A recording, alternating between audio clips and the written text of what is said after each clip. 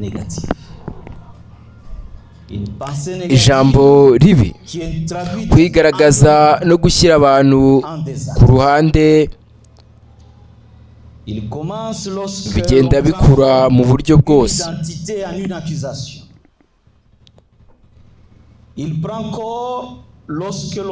bitangireyo umuryango uturanye uhinduwe iterabwoba bitewe n'inyungu za politiki,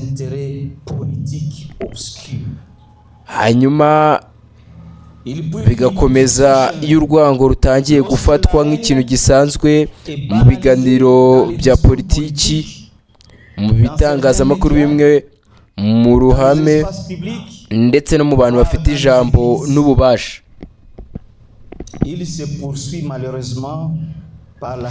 Ikibabaje ni uko bikomeza binyuze mu gusebanya no gushyira umuryango ku ruhande, nk'uko ubwicanyi bushobora kuganisha ku rupfu, ni nako gushyira umuryango ku ruhande bishobora kugaragarira mu magambo n'ibisobanuro biganisha kuvana mu bandi.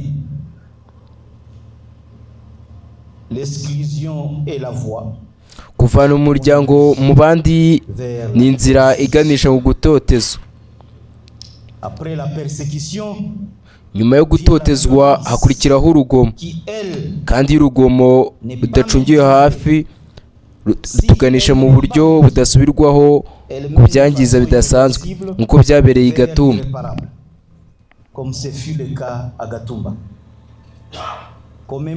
Kwibuka itsembabwoko ryakorewe i Gatumba bidusubiza ku nshingano twese tugomba kwiyemeza.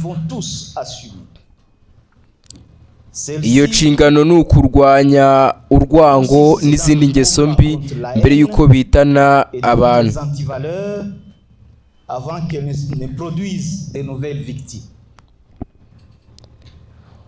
Urugamba rwo kubana mu mahoro no gusangira umurage wa Kongo ntirukwiye kuba gusa umugambi mwiza, ahubwo rugomba kuba n'inshingano ikomeye y'imyitwarire n'ubwenegihugu.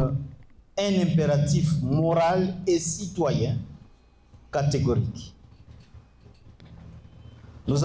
Dufite inshingano yo kwamagana ibikorwa bitandukanye ndetse n'ubwoko bwose bw'ibyemerewe cyangwa ubutumwa bushishikariza urwango n'urugomo mbere y'uko bihinduka ibyago bikomeye.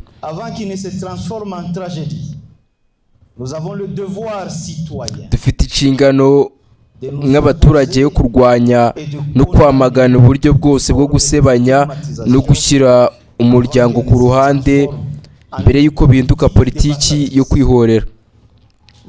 Urwango rw'abanyekongo ntirushobora kuba ishingiro ry'igihugu, aho imiryango imwe n'imwe idashobora na rimwe kwerekana ko ari iy'igihugu.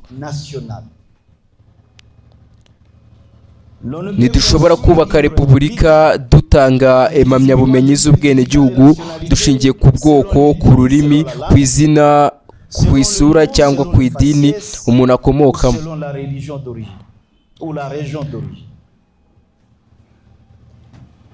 Nta munyekongo ushobora gutegekwa kureka umwirondoro we kugira ngo abone ubundi buryo bwo kumwemerera.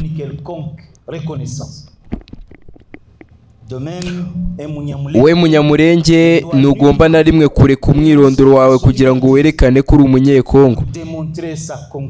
Muri abanyekongo buzuye.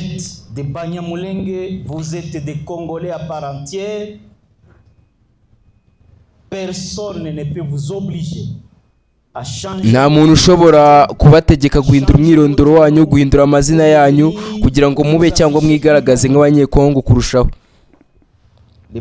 Abanyamurenge ni abanyekongo buzuye, ni abanyekongo kavukire, kandi nta muntu ufite uburenganzira bwo kubihakana. Iyo uhinduye ubwenegihugu bwawe uba usinya urupfu rwawe. Wowe ubwawe uba wiyishe kubera urukundo, mbere yo guha ukuri umuntu uguhatira guhindura umwirondoro wawe. Et vous refusez de vous assumer comme tel, c'est donc un crime de refuser son identité. Nous avons vu certains kandi iyo wanga kwiyica muri ubwo buryo, ibyo ni ukwanga kwiyicisha. contrôlés par le régime de Kinshasa s'appelait des Kabongo. Twabonye bamwe mu bavandimwe bacu barwaniriye mu mwanya uvugwamo ubutegetsi bwa Kinshasa. Hari abakarongo, hari abahutu, hari ababura, hari abantu bafite indi myirondoro yose. Abantu bahisemo kwemera ko kwicwa nk'abantu bafite umwirondoro wabo. Le suicide est un crime. Kandi ibyo ni uburangare ndetse n'icyaha cyo kwica. Ne peut donc être obligé de Nta munyekongo ushobora rero gutegekwa kureka umwirondoro we. Ainsi donc, Nta tegeko aucune disposition cyangwa urwego rw'igihugu na rumwe rukwiye gutegeka umuntu kureka umwirondoro kugira ngo yemererwe nk'umunyekongo. pour être reconnu comme Congolais. Il en est de même Repubulika Iharanira Demokarasi ya Kongo igomba kuba iy'abanyekongo bose, Mbembe, Munyindu, kwa nta munyekongo n'umwe ugomba guhita Emunande, Ehema, Emuko. mo hagati y'umwirondoro w'umuryango n'ubwenegihugu bwe muri Repubulika. Repubulika ni ihuriro ry'iyo myirondoro. Entre son identité communautaire et son appartenance à la République. La République est aussi l'ensemble de toutes ces identités.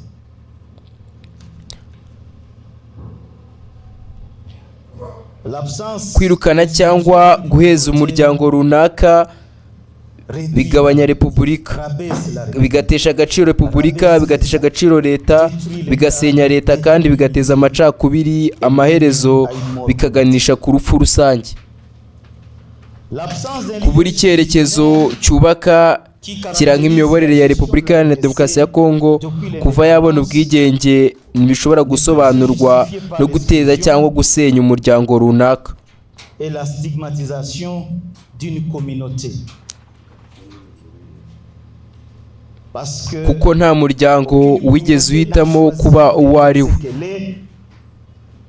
elle est née comme elle est, elle est Umuntu née là où yavukiye elle kuba est. umunyekongo, Et l'État ne doit que constater yavukiye aho yavukiye, leur existence kandi leta ifite inshingano yo kwemera ko babaho, kubitaho, kubarinda, kubaha umutekano no kubaka icyizere. La République Repubulika Iharanira Demokarasi ya Kongo twahamagariwe kubaka n'igihugu cy'umuturage wese, aho umuturage wahirizwa kandi akitabwaho, atari ahashingiwe ku nkomoko ye, kuko inkomoko ari impanuka y'amateka. Nta muntu wahisemo kuba uwo ari we cyangwa kuba mu muryango runaka. dans quelque communauté que ce soit. Une identité Umwirondoro w'ubwoko cyangwa isura y'umuntu ntushobora gufatwa nk'iterabwoba ku mibereho y'undi muntu, y'undi muryango, y'igihugu cyangwa indi sosiyete. Bitabaye ibyo tuba turi mu ishyirwa mu bikorwa rya gahunda y'itsembabwoko. Sinon, nous sommes en pleine exécution d'un plan génocidaire.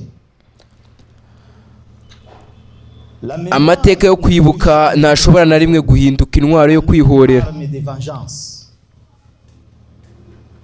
Mesdames et messieurs, Banyacyubahiro, en mu gihe twibuka itsembabwoko rya Gatumba, nimureke mbibutsa akaga kamwe. plein danger à éviter. Niduhindura kwibuka abacu bishwemo lisansi y'urwango no kwihorera, Victime muri ubwo buryo ntacyo tuzatandukana n'ababiciye. et de la vengeance.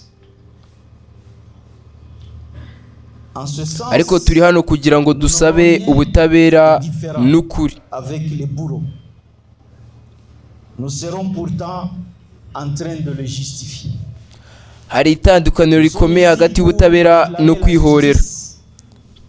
Kwihorera bigamije guhitamo itsinda runaka Il existe kugira ngo rihamwe, mu gihe ubutabera bwibanda ku bashinzwe ibyaha.